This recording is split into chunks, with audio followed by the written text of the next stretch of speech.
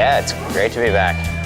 It's, I mean, just good old English weather and rugged skate spots and rad scene. Yeah, I mean, it's super fun. This is kind of like, I've done a couple trips like this before, and it's always just rad because you're not with your same homies who you're always with. It's kind of like a different crew and different vibe, and you know, we're all skaters and we're all just out here to shred and have fun, so it's cool. Get to hang out with some dudes that you don't normally get to. I first got involved with Darkstar when kind of Paul Machnau was helping me out, told Chet about me and said we should hook this kid up, and basically a couple months after that I ended up going to California and skating, and the old team manager, Mike Stanfield, McKendo, he was the old team manager for Darkstar, and I was staying at his house, and he was a filmer, and he was filming the FilmBot files stuff, and so we were just going out skating every day, and Mike just gave that footage to Chet, and Chet was like, cool, or whatever, I guess, so that's when I got put on the team.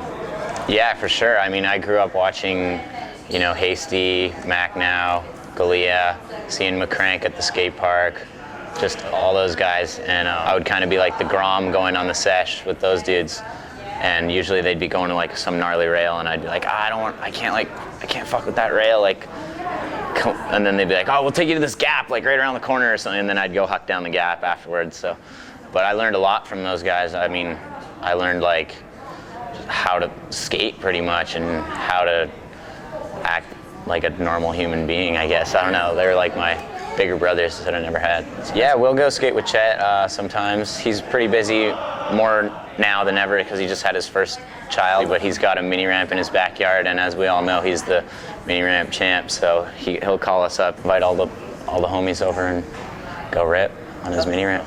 Yeah, Chet actually recently asked me to just start stacking footy for possibly a part for Darkstar and maybe coming out on the barracks or something like that. So I don't like to make any promises until I have like a little bit of, you know, something to work with. But that's what I'm working towards, you know. It's a slow process these days with all the contests and tours and, you know, tour videos and stuff. So it's like get it in where you can and just have fun with it. Try not to stress on it too much, you know. Well, I grew up just outside of Vancouver in a little area called North Delta.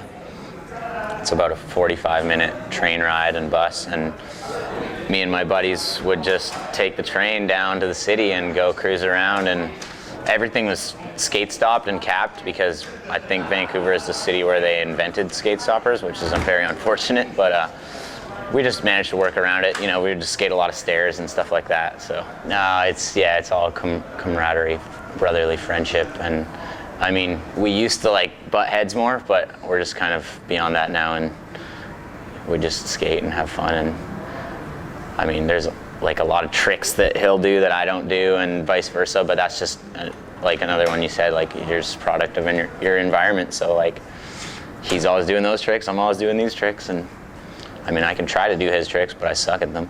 It's a funny story, kind of, actually. I mean, I was always a kid, and I was super hyped on them because they're obviously the local, you know, pros that are killing it.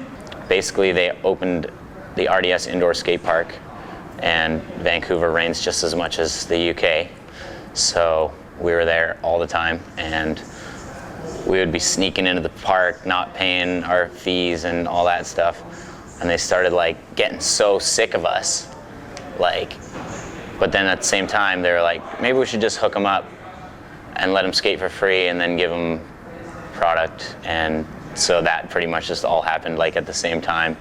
They were just so sick of making us pay, and they're like, these are just little dragons, they must be like, or something, you know, like, and we were just Groms like in there fucking shit up basically, you know. But no, it's actually a really crazy story. I just did it first try. So, but I worked my way into it, you know, into the session. You know, I put a new board on with brand new grip tape, and I like having like super grippy board for a front three, and I put a little bit wider of a board too because you just, more surface area is just more grip for a spinning trick, you know. I wasn't gonna try anything else. And I was fully prepared for a battle because I actually tried it in the Buster Bale once, and I completely ate shit twice in a row, and then like to the point where I couldn't try anymore.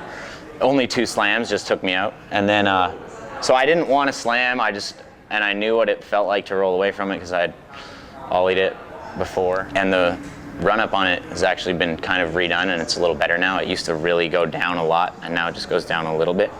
I was just stoked. I was like, this new run up, we got a huge, super good roll in, and so I just did like 1 down the 2 block, 1 down the 3 block, then I ollied the 4 block, and then 180 the 4 block, and then I was like, all right, right here. And then the homie was like, all right, $100 on first try. And I was like already thinking about it in bed like the night before, like I'm just gonna try and land on it first try, no matter what, because it's not leaving my feet, why the hell not? I just landed on it. I went, just doing it like, you know, however my muscle memory was working, you know, just however I always do it, and just roll away and kind of stand up like, the fuck, like, was that off the 3 block or what? That was the 4 block, right? Like it just felt exactly like the 3 block, but just like 1 more like block faster, I guess, you know? Just, I don't know. I feel like more people should warm up on the 3 block when they skate that thing. It's gotta help, but I don't know. I tried a couple tricks on it afterwards too, because I was like, well, it was like I was expecting to get destroyed maybe, so I tried some other shit on it after, and just for at least get a little destroyed. After that, I'm gonna be going back to California and going to do some street leagues, one in New Jersey, and possibly just some more street skating in California, working towards that part, I guess, yeah. Hopefully we can get that part done in a year or less, because I don't know, I don't like working on a part longer than like a year, maybe. It's like, starts to get repetitive. It's hard skating in Southern California.